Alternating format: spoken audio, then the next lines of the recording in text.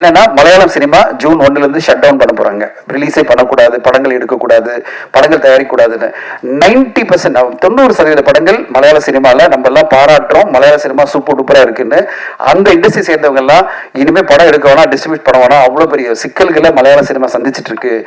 90% படங்கள் தோல்வி அடைஞ்சிட்டு இருக்கு. இவ்வளவு பெரிய தோல்விகளை இந்த இண்டஸ்ட்ரி சமாளிக்க முடியாதுன்னு அவங்க பேசுறாங்க.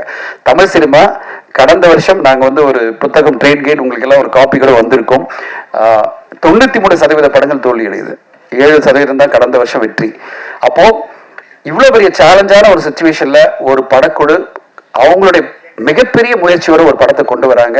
பெரிய லெவலில் மார்க்கெட் பண்ணி அதை கொண்டு வந்து ரீச் பண்ணணும்னு ட்ரை பண்ணும்போது உங்களால் முடிஞ்ச மேக்ஸிமம் சப்போர்ட் நீங்கள் பண்ணி கொடுக்கணும்னு உங்கள் நேரத்தில் ஒரு உரிமையோடு உங்களை கேட்டுக்கிறேன். எல்லா விதத்திலையும் நீங்கள் சப்போர்ட் பண்ணி கொடுத்து, அதுவும் பர்டிகுலரா புது நடிகர்கள் நடிச்ச புது தயாரிப்பாளர்கள் எடுக்கும் படங்கள், புது நடிகர்கள்லாம் நடிச்சிருக்கிற படம் அதுல ஒரு குவாலிட்டியான படமா இருந்ததுன்னா அதுக்கு மேக்சிமம் சப்போர்ட் பண்ணி அதுக்கு என்ன மாதிரி முறையில நீங்க அந்த படத்தை கொண்டு போய் சேர்க்க முடியுமோ அது பண்ணி கொடுத்தாதான் இந்த சக்சஸ் ரேட் இன்க்ரீஸ் ஆக முடியும். இப்போ மலையாள சினிமா ஷட் மாதிரி நாங்க வந்து காலைல இருந்து குரூப்ல நாங்க பேசிட்டு இருக்கோம், ப்ரொடியூசர் கவுன்சில் எல்லா குரூப்பும். தமிழ் சினிமா வந்து இப்படிப்பட்ட சோதனையான சிச்சுவேஷன்ல நம்ம என்ன பண்ண போறோம், எப்படி வந்து இதை வந்து அடுத்த கட்டம் கொண்டு போறோம் நாங்க பேசிட்டு இருக்கோம். அதுக்கு அந்த பர்சன்டேஜ் இன்க்ரீஸ் பண்ணணும், சக்சஸ் ரேட் இன்க்ரீஸ் பண்ணணும் அப்படின்னா உங்களுடைய ஆதரவும் உங்களுடைய துணையும் தேவைப்படுது. ஊடக நபர்களும் அதை கோரிக்கையா வைக்கிறேன். ஒரு படத்தை ஒரு பாசத்தோட நீங்க அதுல இருக்கிற குறைகளும் சொல்லுங்க, நிறைகளும் சொல்லுங்க, முடிஞ்ச வரைக்கும் மேக்சிமம் சப்போர்ட் பண்ணி கொடுங்க. படத்தை அடுத்த கட்டம் கொண்டு போய் மக்கள் கிட்ட சேர்க்கறதுக்கு எல்லா இடத்துலையும் நீங்க ஹெல்ப் பண்ணி கொடுங்கன்னு உங்களை கேட்டுக்கிறேன். அந்த உரிமையோட இந்த விழாவுடைய நான் எல்லாரும் பேச இங்க மேடையில் எல்லாம் உட்கார்ந்துருக்காங்க, இத்தனை பேர் பேச போறாங்களா நினைக்காதீங்க, நாங்க அதோட நிறுத்திக்கிறோம். உங்களுக்கு கேள்வி பதில் இருந்தா நீங்க கேள்வி கேட்கலாம். சுசி சார் சொன்னார் அதெல்லாம் வேணா சார் Q&A மட்டும் பண்ணலாம் அப்படின்னாரு. நான் இல்லை சார், விழா நாயகன் இவான் சார் பேசணும், ப்ரொடியூசர் பேசணும், நானும் என்னுடைய பாயிண்ட்ல இருந்து இதை சொல்லிடணும் அப்படின்னு சொல்லிட்டு முன்னாடி பேசுறேன். எல்லாருமே இங்க இருக்கிற எல்லாரும் ஆசைப்படுறாங்க பேசணும்னு. ஆனா நாங்க உங்ககிட்ட இருந்து ஏதாவது கொஸ்டின்ஸ் இருந்தால் உங்க கேள்விகளுக்கு பதில் சொல்லிட்டு விழா 3 மணிக்குள்ள முடிச்சிடலாம் அப்படின்னு சொல்லிட்டு 12 to 3 அந்த டைம் ஸ்லாட்ல முடிக்கலாம் ட்ரை பண்றோம். உங்களுடைய கேள்விகள் எதுவும் கேளுங்க. 2K லவ் ஸ்டோரி அடுத்த வாரம் வேலண்டைன்ஸ் டே அன்னைக்கு ஒரு சரியான படமா திரு டைரக்டர் திரு சொன்னாரு, திரு பிரபல் சார் சொன்ன மாதிரி இந்த படத்தை டைரக்டர்ஸ் எல்லாம் பார்த்து பேசும்போது அவங்க சொன்ன விஷயம் தான், இளைஞர்கள் கையில இந்த நாடு நல்ல ஸ்ட்ராங்கா தான் இருக்கு அப்படின்றத ஒரு அருமையான கான்செப்ட். அதாவது நம்ம நினைக்கிறோம் இளைஞர்கள்லாம் ரொம்ப கெட்டு போயிட்டாங்க, எப்ப பார்த்தாலும் வந்து டாஸ்மாக்ல உட்கார்ந்துருக்காங்க, இல்ல வந்து தவறான ஒரு பழக்கத்துக்கு அடிமை ஆயிட்டாங்க, இல்ல இவங்களுடைய காதல்லாம் புனிதம் இல்லை அப்படின்னு பல பேர் கருத்து இருக்கு. பல பேரண்ட்ஸ் எல்லாம் வந்து பயப்படுறாங்க இந்த இளைஞர்கள்லாம் கெட்டு போயிட்டாங்க போல இருக்கேன்னு. இந்த படம் சுசி சாருடைய இந்த படம் ஒரு பெரிய அவேக்கனிங், பெரிய ஒரு கான்பிடன்ஸை கொடுக்கும், இளைஞர்கள் சமுதாயத்து மீது ஒரு பெரிய நம்பிக்கை கொடுக்கும். அப்படிப்பட்ட ஒரு படமா தான் 2K லவ் ஸ்டோரி. அடுத்த வாரம் நீங்க பார்த்துட்டு இதுக்கு பிறகு நாங்க சொன்னதெல்லாம் சரியா இருக்கா, இதெல்லாம் சரியா தான் சொல்லியிருக்காரா, நாங்க சொன்ன கருத்தோட இந்த படம் உங்களுக்கும் உடன்படுதா அப்படின்றத நீங்க சொல்லுங்க. தனஞ்சலி சார் ஏதோ உங்களுக்கு பிறகு நினைக்கிறேன். இல்லை கேரளா இண்டஸ்ட்ரியே வந்து க்ளோஸ் பண்ணுற அளவுக்கு போயிடுச்சுன்றீங்க. பட் ஆனால் தமிழ் இண்டஸ்ட்ரியும் அந்த அளவுக்கு தான் இருக்குது. ஆனால் நம்மளுக்கு போராட்ட குணம் அதிகமாக இருக்கிறதுனால நிறைய படங்கள் வந்துட்டு இருக்கு. பட் ஆனால் ஒரு படம் ரிலீஸ் ஆனதுக்கு எல்லா படங்களும் இப்போ நிறுத்தி வச்சிருக்காங்க. எந்த தயாரிப்பாளரும் இயக்குனர் சங்கமும் யாரும் குரல் கொடுக்கலையே. அப்படி இருக்கும்பொழுது சினிமா எப்படி வளரும்? ஒன்னே ஒன்று சொல்கிறேன், இப்போ இந்த வருஷம் பார்த்தீங்கன்னா புது படங்கள் ஆரம்பிக்கிறதே கம்மியாயிடுச்சு. இப்போ அட் எ டைம் பார்த்தீங்கன்னா ஒரு காலகட்டத்தில் 20-30 படங்கள் பண்ணிட்டு இருந்த தமிழ் சினிமாவில் 7 படங்கள் தான் ப்ரொடக்ஷனே போயிட்டு இருக்கு. ஸோ இதுக்கு எல்லாமே காரணம் இவ்வளோ படங்கள் வந்து சக்ஸஸ் ஆகாமல் போனது தான். ஆனால் அது ஒரு பெரிய படம் வரும்போது வேறு வழி கிடையாது. ஏன்னா எல்லாமே ஒரு 900 திரையரங்கில் இந்த படத்தை வெளியிடணுன்றது டிஸ்ட்ரிபியூஷன் ரெக்குவயர்மெண்ட் இருக்கு. மக்களும் அதை எதிர்பார்க்குறாங்க. நேற்று ஒரு நாள் மட்டுமே இப்போ நீங்கள் படம் எடுத்தீங்கன்னா விடாமுயற்சி கிட்டத்தட்ட 25 கோடி மேலே தமிழ்நாட்டில் கலெக்ட் பண்ணியிருக்கு. அப்போ அந்த அளவு ஆடியன்ஸ் வந்து ஓப்பனிங் கொடுக்க ரெடியாக இருக்காங்க பெரிய நடிகர்கள் நடித்த படங்களுக்கு.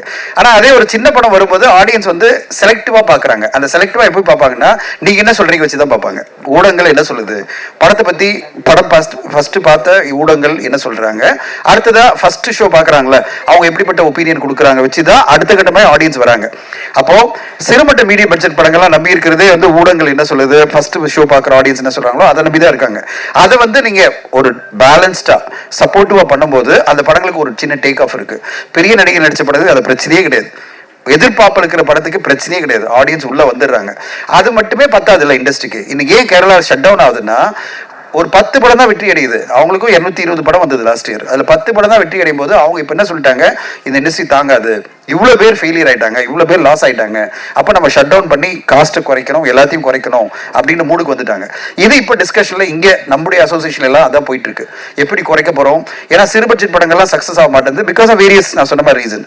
அப்போ பெரிய பட்ஜெட் படங்களை நம்ம நம்பி இருக்கும்போது அதெல்லாம் காஸ்ட் எங்கோ போயிடுச்சு, டேட்டும் கிடைக்க மாட்டேங்குது. அப்போ எப்படி பண்ணுறது? இண்டஸ்ட்ரியை ரீஃபார்ம் பண்ணணும்னா வேற வேலை பண்ணணும் அப்படின்னு பார்க்குறோம். ஸோ இண்டஸ்ட்ரியை பொறுத்தவரையும் இப்போ வந்து எல்லாருமே, தமிழ் மட்டும் இல்லை, மலையாளம் சினிமா, இந்தி சினிமா எல்லாமே ஒரு ஷேக் அவுட்ல தான் இருக்கு. ஒரு மாதிரி கலகலத்து போயிருக்கு. என்ன பண்ண போறோம், எப்படி இண்டஸ்ட்ரியை ரிவைவ் பண்ண போறோம்னு தான் எல்லாருமே அதுக்கான ஒரு முயற்சி எடுத்துட்டு இருக்கோம். இல்லை, கேரளா இண்டஸ்ட்ரியில் வந்து நீங்கள் சொல்கிற மாதிரி இதுவானாலும் கவர்மெண்ட் ஓடிடி ஆரம்பிச்சிருக்காங்க, ஆனால் தமிழ்நாட்டில் அதை ஆரம்பிக்கல.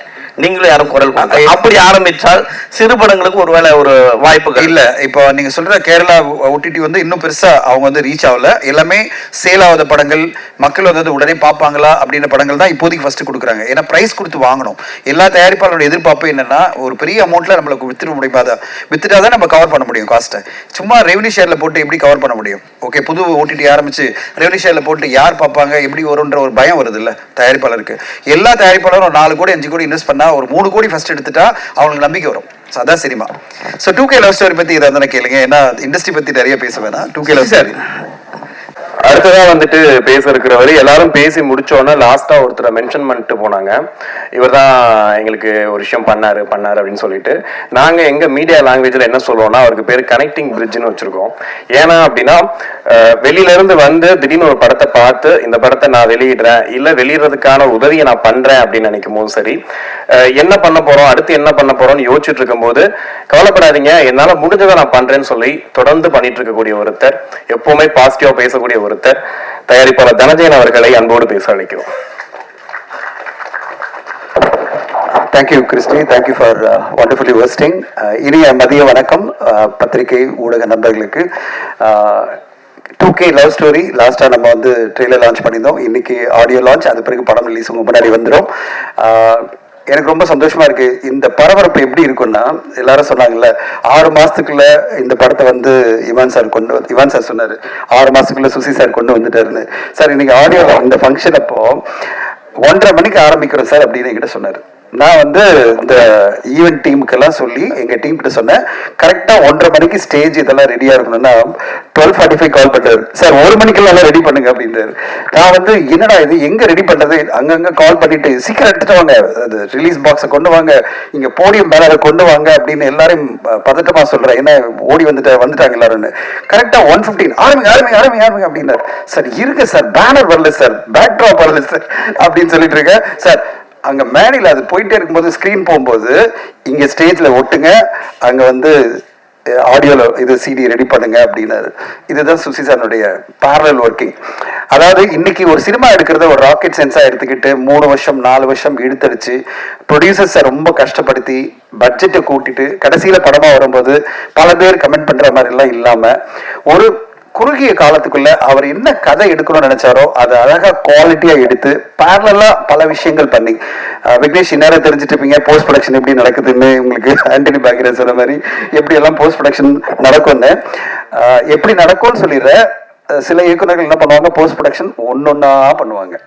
ஒன்னொன்னா ஃபர்ஸ்ட் எடிட் பண்ணுவாங்க, ஃபுல்லாக எடிட் பண்ண பிறகு தான் உட்காந்துக்கிட்டு அதில் என்னென்ன அடுத்த கட்டம் அப்படின்வாங்க, டப்பிங்னுவாங்க. சார் வந்து அங்கே எடிட் போயிட்டே இருக்கும், ஒரு ரீல் டப் போயிட்டே இருக்கும், ஒரு ரீலில் வந்து டிஐ கொடுத்துட்டு ஒரு ரீலில் பேக்ரவுண்ட் மியூசிக் கொடுத்துட்டு படத்தை வந்து உடனே ஒரே மாதத்தில் கூட கொண்டு வர முடியும்.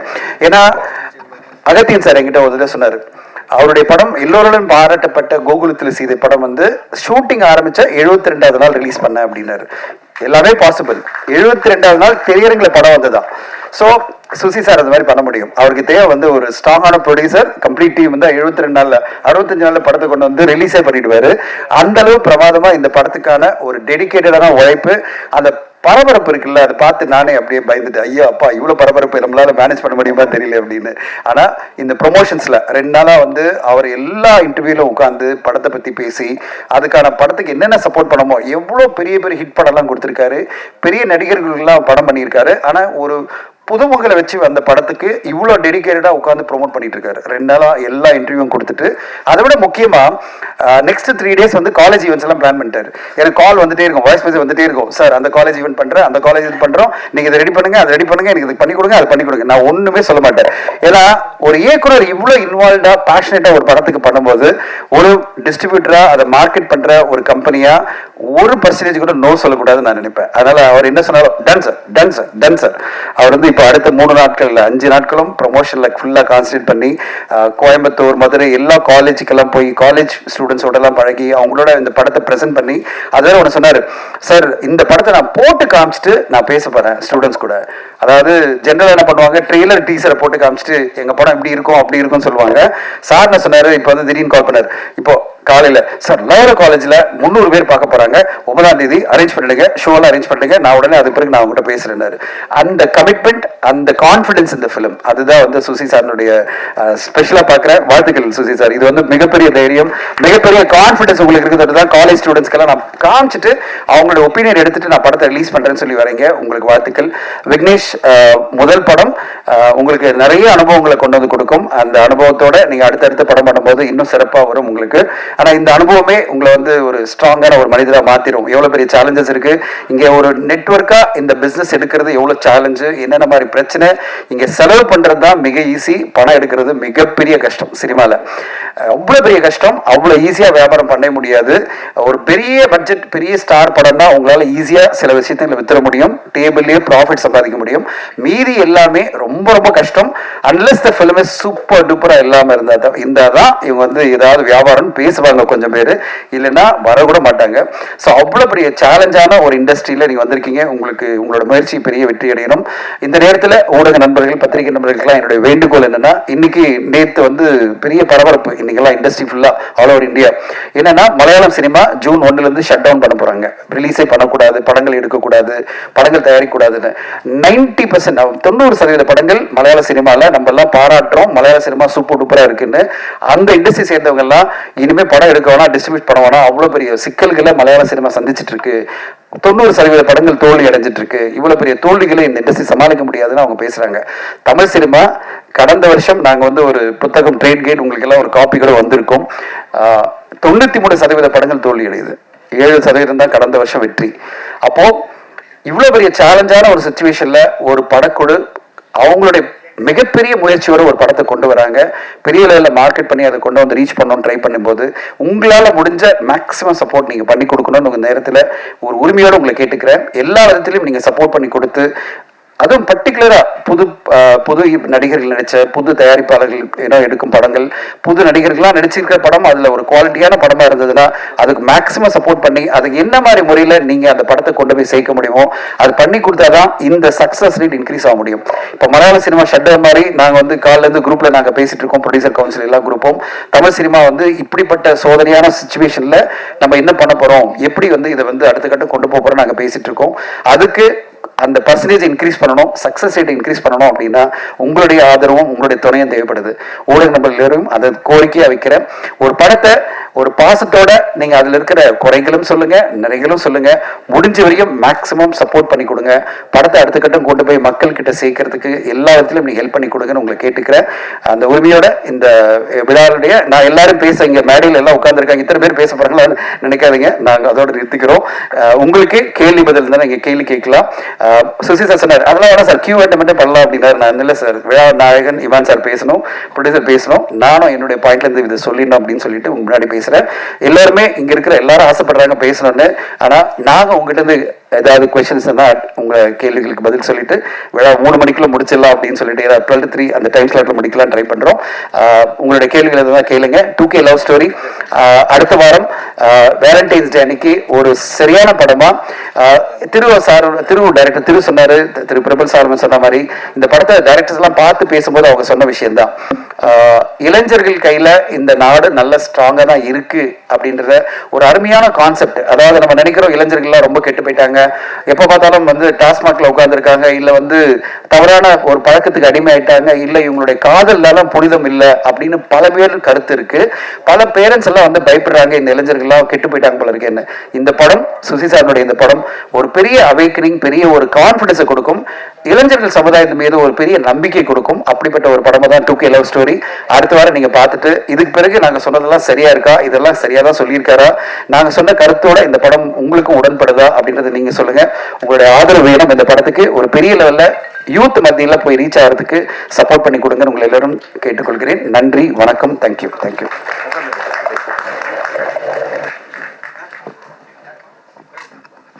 சுசி சார், படத்தோட ட்ரெய்லர்ல காதலை பத்தி பேசும்போது இப்போ உள்ள ஆட்களுக்கு ஏதோ காமம் தான் முக்கியம் அப்படிங்கிற மாதிரி ஒரு வரி வருது. 2K கிட்ஸ்லாம் அப்படிதான் இருக்காங்களா? என்ன சொல்ல வரீங்க இந்த படத்துல? அப்படி அந்த ட்ரெய்லர்ல வரல.